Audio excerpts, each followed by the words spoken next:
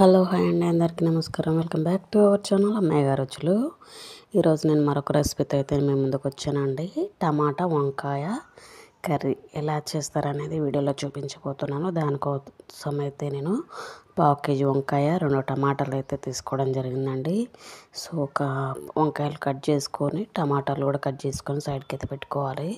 So దానికోసం నేనైతే పోపు చేశానండి. ఒక కడాయి తీసుకొని ఆయిల్ తీసుకొని పోపు గింజలు వేసుకోవాలి. సో ఆ పోపు గింజలు వేడాక మాగిన తర్వాత మనం కట్ చేసి పెట్టుకున్నటువంటి వంకాయలు కూడా ఇందులో తీసేసుకోవాలి.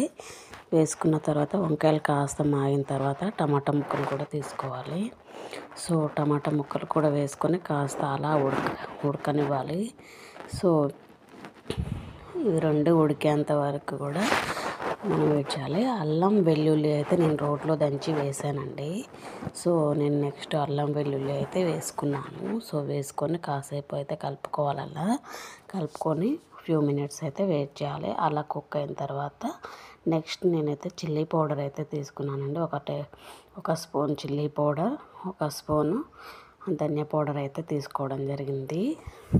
తీసుకొని బాగా మిక్సింగ్ అయితే చేసుకోవాలండి. కర్రీ అంతా కలిసిపోయేలాగా మిక్సింగ్ అయితే చేసుకోవాలి. సో మనకు అలా ఆయిల్ అనేది పైకి తేలుతూ ఉంటుంది.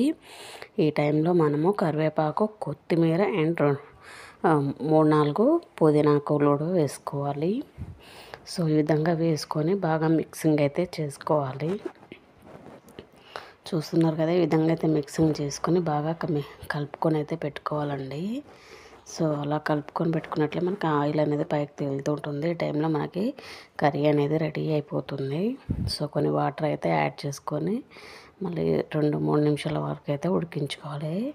ఉడికించుకున్నట్లయితే మనకు కావాల్సిన టొమాటో కర్రీ అనేది సింపుల్గా రెడీ అయిపోతుందండి.